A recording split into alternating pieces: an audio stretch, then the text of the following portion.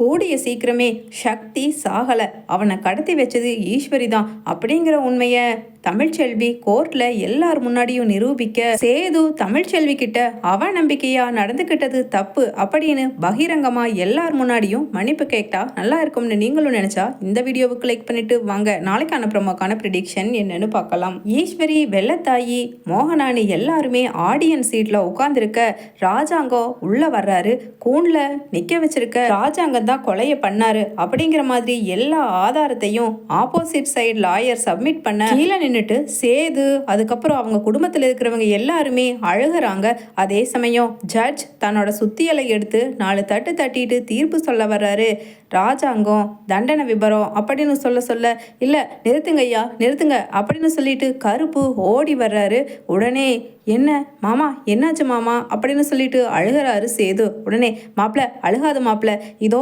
சக்தி வந்துட்டு இருக்கான், பின்னாடியே தமிழ்ச்செல்வி கூட்டிட்டு வந்துட்டு இருக்கா. ஐயா இன்னும் அந்த பையன் சக்தி சாகலையா, உயிரோட தான் இருக்கா. இப்போ என்னோட தங்கச்சி தமிழ்ச்செல்வி கூட்டிட்டு வந்துட்டு இருக்கு. நீங்க தயவு செஞ்சு கொஞ்சம் பொறுமையா இருங்க ஐயா, தீர்ப்பு எழுதிடாதீங்க. எங்க ராஜாங்க ஐயா எந்த தப்பும் செய்யல அப்படின்னு சொல்லிட்டு சொல்றாரு கருப்பு. உடனே அங்க கவர்மெண்ட் லாயர் சொல்றாரு, ஐயா இது தீர்ப்பை சதி பண்ணி அப்படியே திசை திருப்புறதுக்கான ஒரு நோக்கமாக தான் நீங்கள் கருதிக்கணும். சீக்கிரமாக நீங்கள் தீர்ப்பு கொடுங்க, எல்லா எவிடன்ஸும் கொடுத்தாச்சு, இதுக்கும் மேலே இந்த தீர்ப்பில் எதுவும் கிடையாது அப்படின்னு சொல்ல, உடனே ஸ்டாப் இட், அவர் தான் சொல்கிறாருல்ல நீங்கள் செத்து போனவராக சப்மிட் பண்ண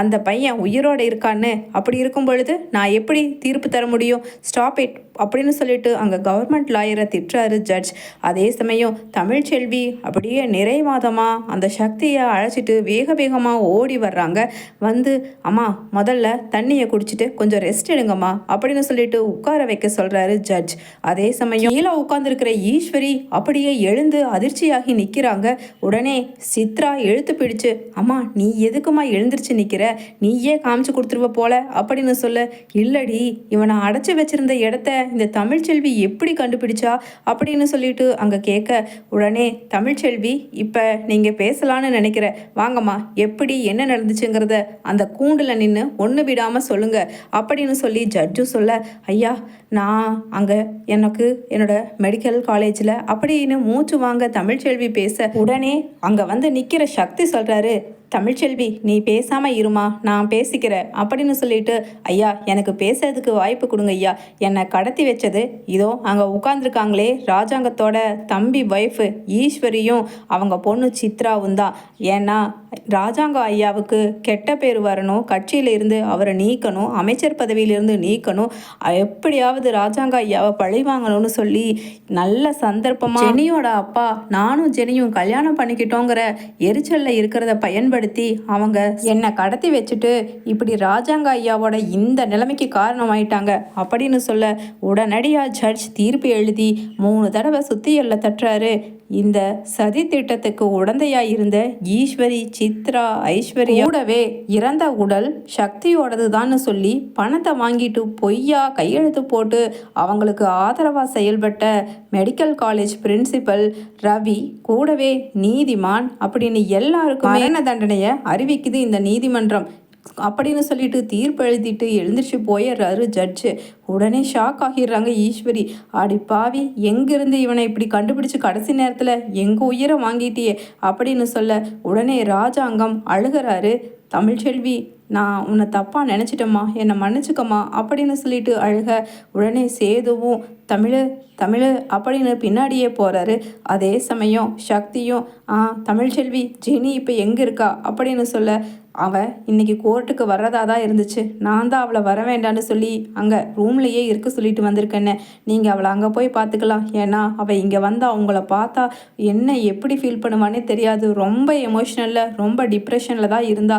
என்ன கூட அவள் என்னென்ன வார்த்தை பேசணுமோ பேசிட்டா அப்படின்னு சொல்லிட்டு தமிழ்ச்செல்வி சொல்ல, உடனே அங்கே நிற்கிற ஈஸ்வரியை கைது பண்ணுறதுக்காக போலீஸ் போகிறாங்க. தமிழ்ச்செல்வியும் ராஜாங்க காலில் விழுந்து, மாமா என்னை காப்பாற்றுங்க மாமா, சேது என்னை காப்பாற்று சேது, தமிழ்ச்செல்வி என்னை காப்பாற்று தமிழ்ச்செல்வி, நீ சொன்னா அவங்க விட்டுருவாங்க அப்படின்னு சொல்ல பின்னாடியே ஈஸ்வரியை கைது பண்ணுறதுக்காக வந்த பெண் போலீஸ் லத்தியால என்னம்மா எழுந்துரு, எல்லா தப்பையும் பண்ணிட்டு அவங்க காலிலேயே விழுந்து காலை வாரி விடுறதுக்கா அப்படின்னு சொல்லிட்டு அடிக்க, உடனே பக்கத்தில் நிற்கிற வெள்ளத்தாயி இந்தாம்மா போலீஸ்காரம்மா ஒரு நிமிஷம் நில்லுக்கண்ணு, இந்தா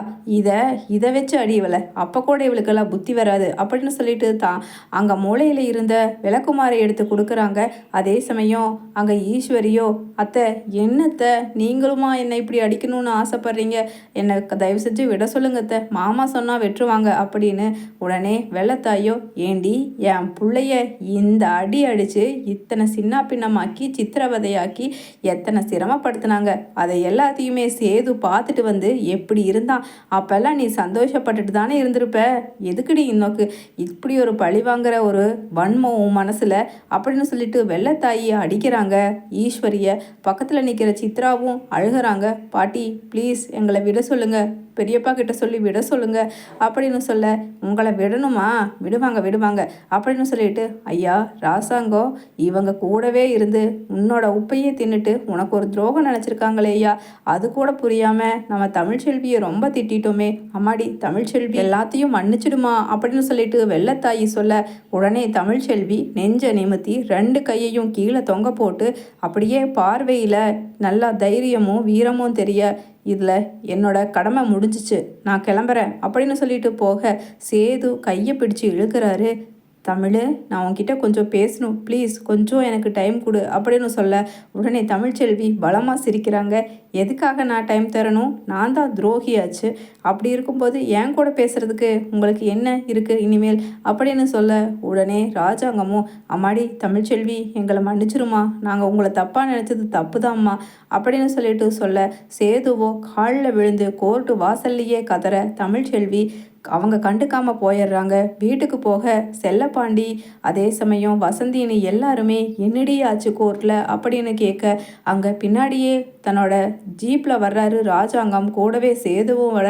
என்னடி மாமா வந்துட்டார் போல அப்படின்னு சொல்லிட்டு வசந்தி கேட்க, ஆமாம் என்னோட கடமை முடிஞ்சிச்சு, அதுவும் என் மேலே எவ்வளவு ஒரு களங்கத்தை சுமத்துனாங்க, அந்த களங்கத்தை துடைக்கணும்னு தான் நாங்கள் காப்பாற்றினேன், அது மட்டும் இல்லாமல் அந்த குடும்பத்தில் எனக்கு மாமா மேலே மரியாதை உண்டு, என்னோட கடமை முடிஞ்சிச்சு, இவங்களை கிளம்பி போக சொல்லுங்கள் அப்படின்னு சொல்ல, உடனே அங்கே வசந்தி சொல்கிறாங்க, இதை பாரு தமிழ், உன்னோட கோபம் வாஸ்தவம் தான், அதுக்காக கட்டுன புருஷனை இல்லைன்னு சொல்ல முடியாது, சரிடி சரி, நீ வேணும்னா உன் புருஷன் சேது வேண்டான்னு சொல்லலாம், ஆனால் உன் வயிற்றில் வளர்கிற குழந்தைங்களுக்கு அவங்க அப்பா வேண்டாமா, ஒழுங்கு மரியாதையாக அவங்க கூட போய் வாழ்கிறதுக்கான வழியை பாரு அப்படின்னு சொல்ல, உடனே தமிழ்ச்செல்வியும் இல்லைம்மா இல்லை, ஒரு தடவையா 2 தடவையா, இவங்களுக்கு இப்போ கூட்டிகிட்டு போனாலும் இன்னொரு 6 மாதத்தில் ஏதாவது பிரச்சனை வரும், அப்போவும் நான் தான் அந்த வீட்டில் பலிகடை ஆவேன் அப்படின்னு சொல்ல, உடனே கீழே இறங்கி ஓடி வர்ற வெள்ளத்தாயி சொல்கிறாங்க, இல்லைம்மா அம்மாடி இல்லை, அதுக்கு காரணமாக இருந்தவளைத்தான் போலீஸில் பிடிச்சு கொடுத்தாச்சு,